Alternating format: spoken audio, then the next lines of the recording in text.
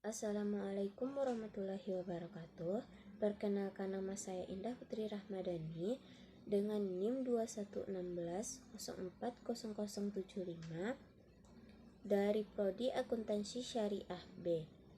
Video ini dalam rangka memenuhi UTS pengantar studi pemikiran Islam yang dibimbing oleh Bapak Dr. Lukmanul Hakim MAG beserta Bapak Rahmat Trihadi MAG dengan materi pengertian dasar tentang akidah. Pertama, iman dan pembagiannya. Kata iman menurut etimologi berasal dari bahasa Arab amana yu'minu imana yang berarti percaya. Sedangkan secara terminologi iman berarti pengakuan dengan lisan dan pengamalan dengan anggota badan. Dengan demikian, pengertian iman kepada Allah adalah membenarkan dengan hati bahwa Allah itu benar-benar ada dengan segala sifat keagungan dan kesempurnaannya. Iman dalam Islam adalah meyakini atau mempercayai terhadap sesuatu yang dibawa oleh Rasulullah Shallallahu Alaihi Wasallam, yang sesuatu itu datangnya dari Allah Subhanahu Wa Taala. Sedangkan menurut Muhammad Nawawi Al-Jawi mendefinisikan iman sebagai keyakinan secara mutlak, baik itu sesuatu yang datang dari Nabi Shallallahu Alaihi Wasallam, dari sesuatu yang diketahui dari agama, tidak secara mutlak. Selanjutnya, pembagian iman dan ruang lingkup iman. Iman terbagi menjadi 5. Yang pertama, taklid, yaitu mengikuti perkataan orang lain dari orang lain yang mengetahui dasar hukumnya, serta mengenal orang yang diikuti belum pernah berbuat maksiat, serta orang mengikuti tidak mampu untuk mencari dasar hukum sendiri jika dia diberi kuasa untuk mencari dasar hukum sendiri. Yang kedua, ilmu, yaitu mengetahui kaidah-kaidah yang dikuatkan dengan dalil-dalilnya, dan ini adalah golongan dari ilmu al-yakin. Yang ketiga, iman dengan mata batin, yaitu mengetahui Allah dengan jelas, merasa diawasi hatinya sehingga tidak berani menyembunyikan terhadap Tuhannya. Artinya, hatinya tidak akan goyah terhadap apa yang akan menimpanya. Sebaliknya, dia selamanya akan takut dan memuliakan Tuhannya di dalam hatinya seakan dia melihat Tuhannya. Yang keempat, iman dengan cara pembenaran, ialah melihat Allah Subhanahu wa Ta'ala dengan hatinya. Artinya, dia melihat Tuhannya di setiap sesuatu. Yang kelima, iman hakikah, yaitu merasa hancur hanya karena Allah, mabuk karena saking cintanya kepada Allah Subhanahu wa Ta'ala. Maka ia tidak melihat kecuali hanya Allah Subhanahu wa Ta'ala, sebagai orang yang tenggelam dalam lautan, tak tampak olehnya ujung lautan itu. Sedangkan ruang lingkup iman meliputi aqdun bil qalbi, yaitu tanggapan hati, ikrarun bil lisani, pernyataan lisan, dan amalun bil arkan, yaitu pembuktian dalam perbuatan. Selanjutnya, yaitu kafir.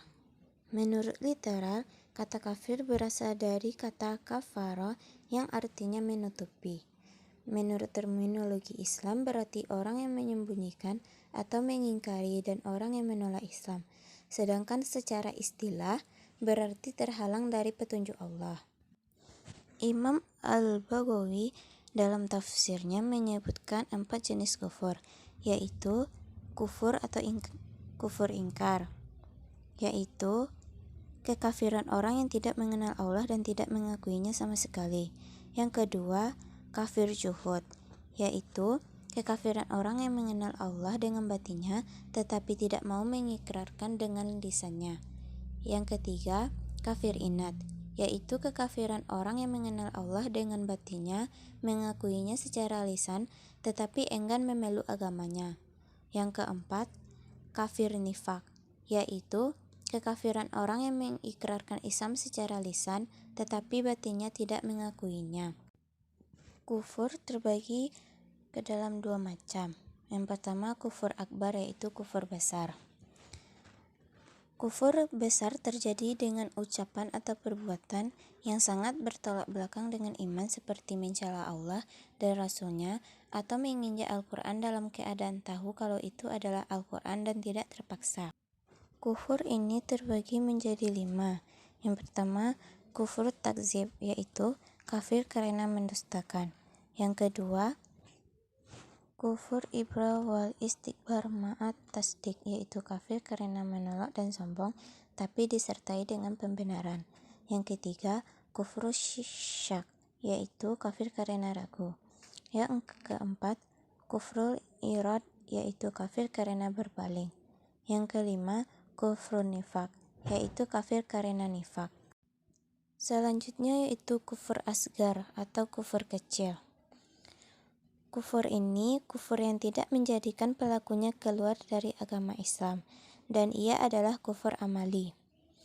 Kufur amali itu sendiri adalah dosa yang disebabkan di dalam Al-Quran dan As-Sunnah sebagai dosa-dosa kufur, tetapi tidak mencapai derajat kufur besar, yang termasuk ke dalam kufur asgar diantaranya yaitu kufur nikmat Allah, membunuh dan bersumpah selain nama Allah.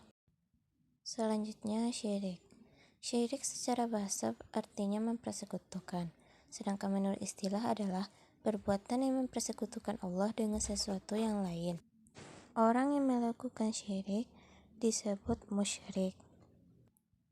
Jika dilihat dari sifat dan sanksinya, syirik menjadi 2 macam. Yang pertama syirik akbar, yaitu syirik besar, dan kedua syirik asgar, yaitu syirik kecil. Syirik besar adalah syirik yang tidak akan mendapat ampunan dari Allah. Syirik besar ada 4 macam. Yang pertama, syirik dakwah, yaitu syirik doa, yang berarti berdoa memohon kepada selain Allah di samping memohon kepada Allah. Yang kedua, syirkun niyah wal iradah wal qasd, yaitu syirik niat, yaitu memperuntukkan dan meniatkan suatu ibadah kepada selain Allah. Yang ketiga yaitu syirik ta'ah atau syirik ketaatan, yaitu mentaati selain Allah dalam bermaksiat kepadanya. Yang keempat adalah syirkul mahabbah atau syirik kecintaan, yaitu menyamakan kecintaan kepada selain Allah dengan kecintaan. Syirik selanjutnya yaitu syirik asgar atau syirik kecil.